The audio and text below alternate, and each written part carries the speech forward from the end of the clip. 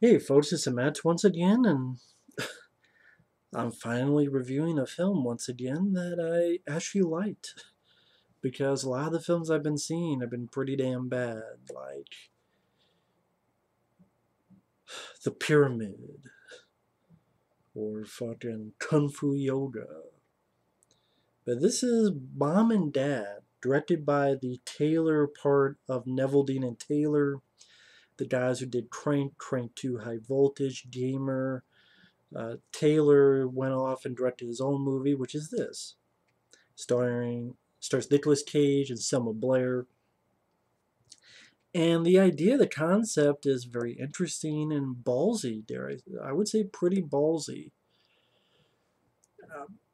One day, this weird thing happens where the parents get this drive to want to murder their kids. And specifically murder their own kids. Like, they'll bypass other kids, but they specifically want to murder their own kids. And it's done in a very quirky, comedic, dark comedy, but horror way. I found it rather entertaining. Entertaining. I thought it was pretty damn good. I know my friend Every hated it. Sorry, man. We agree to disagree. I know he also hated Cooties, but to me, this was fun in the same vein of Cooties, where it was a cool concept. That was kids going crazy and wanting to kill people, the adults. Here, kind of the reverse, where the parents, adults, want to kill the kids. I thought it had a pretty decent synthesizer type of score, but not too big, bit low key, which I liked. Nick Cage was batshit insane. He was a lot of fun to watch. I thought Selma Blair held her own. I thought the directing was pretty well done. After we get this opening where a mom leaves her kid in the back seat as a train is coming on the train tracks. The titles are done like an old movie, like it was a 70s or early 80s movie with the title font and just the way it's done. I thought, wow, this is really cool.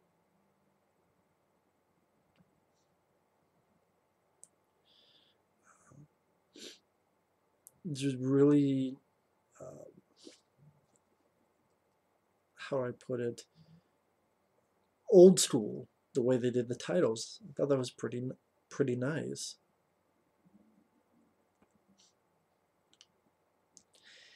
And we're introduced to our family. There's Nick Cage as the dad, Selma Blair's the mom. You have the teenage daughter, and you have this young boy. The teenage daughter, the way she was written wasn't the most 100% likable, but as the film went on, she was alright. She was okay. The boy I thought did fine. I didn't think he was irritating or annoying or aggravating at all. The flick is very short. I mean, with the end credits, it's an hour and 23 minutes. So without them, it's like an hour and what, 19 minutes or something. I mean, it's a rather short movie. Maybe a bit too short. Maybe I kind of would have liked, especially when you get to the ending. That's one flaw I have with the film. It's a bit too abrupt of an ending. Too abrupt. So I think it could have been a bit longer. I think like 10 minutes longer. Maybe a bit more of Nick Cage going crazy and going insane. A bit fuller of an ending. Like it kind of cuts off. It's like, oh, what?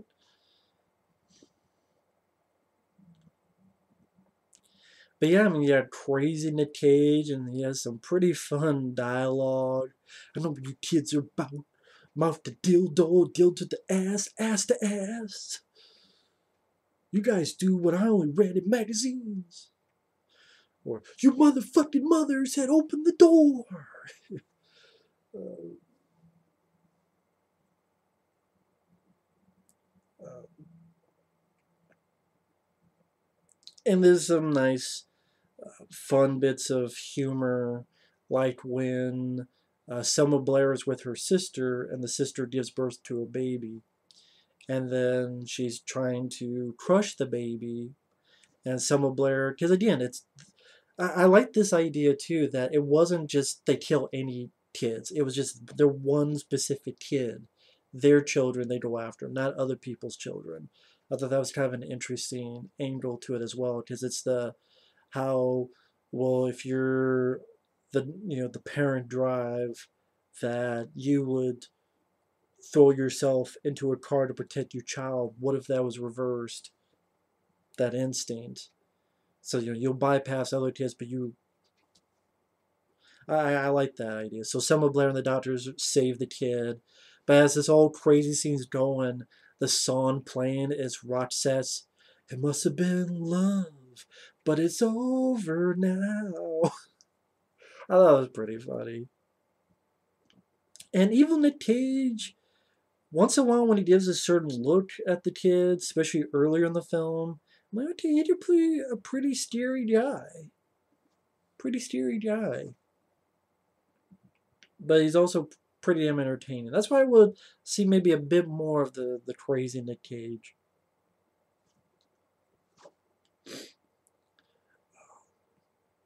There's this one flashback I thought was entertaining where they show him and the mom through this midlife crisis they were having, where he built this pool table, then he destroys it.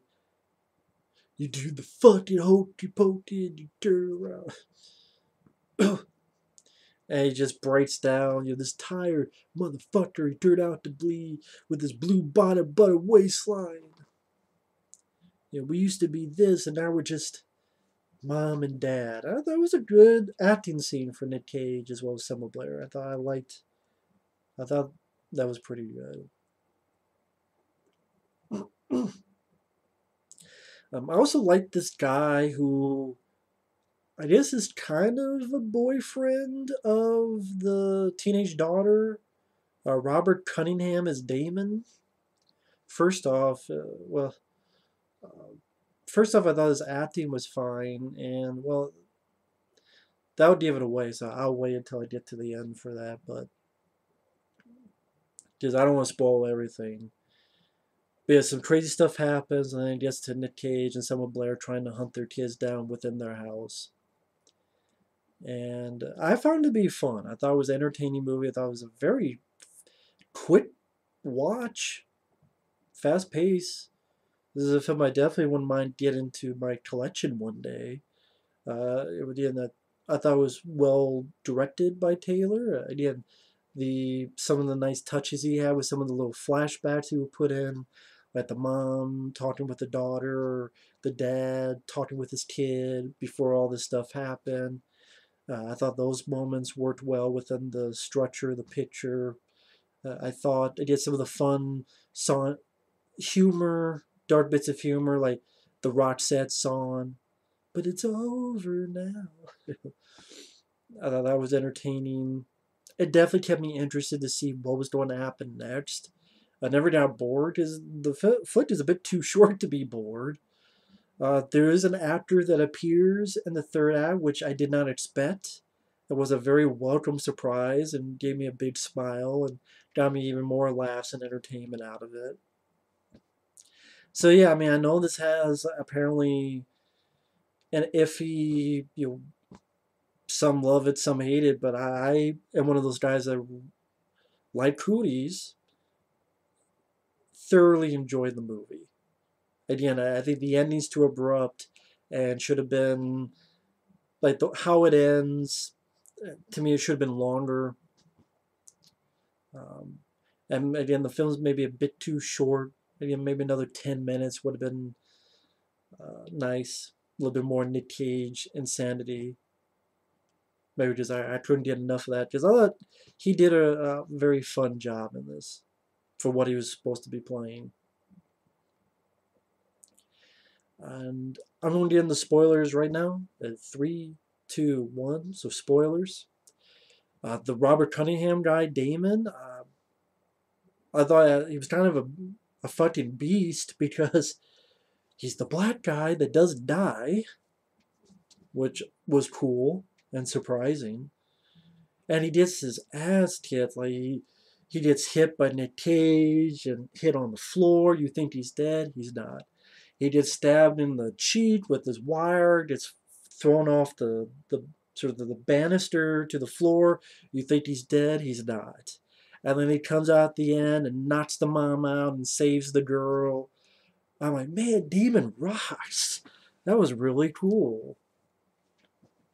Maybe the one thing I would have added is maybe he somehow fought Nicolas Cage, and knocked him out as well, and like him and Nick Cage have a fight, at, and then knocked him out. That's part. When I said the movie could be longer, that's another thing that could have been added. Plus, you did more of crazy Nick Cage. But yeah, the crazy Nick Cage when he's chasing the kid into this car that he had when he was younger. He's beating the shit out of the car to get to his own kid. There's a moment where mom and dad are ready to get to their kids, and Nick Cage's mom and dad comes by, and the dad is fucking Lance Henriksen. I'm like, holy shit, is that Lance Henriksen? Oh my fucking god, that's Lance Henriksen. And then again, parents want to kill their kids, so the dad wants to kill his kid, Nick Cage. So Nick Cage was chasing his kid. Lance Henriksen is chasing Nick Cage, and some funny lines too, like "fucking dinosaur, I fought in wars, you little shit." And he's like stabbing at Nick Cage, or he's like, "Ah, oh, come on, I missed you, gut, crybaby." And then like Nick Cage is chasing his kid, and then Lance Henriksen is chasing his kid, aka Nick Cage, and they're both in this car, and there's a car accident. And sadly, the grandparents die, which is too bad. And then the ending is a bit too abrupt because the parents are tied up.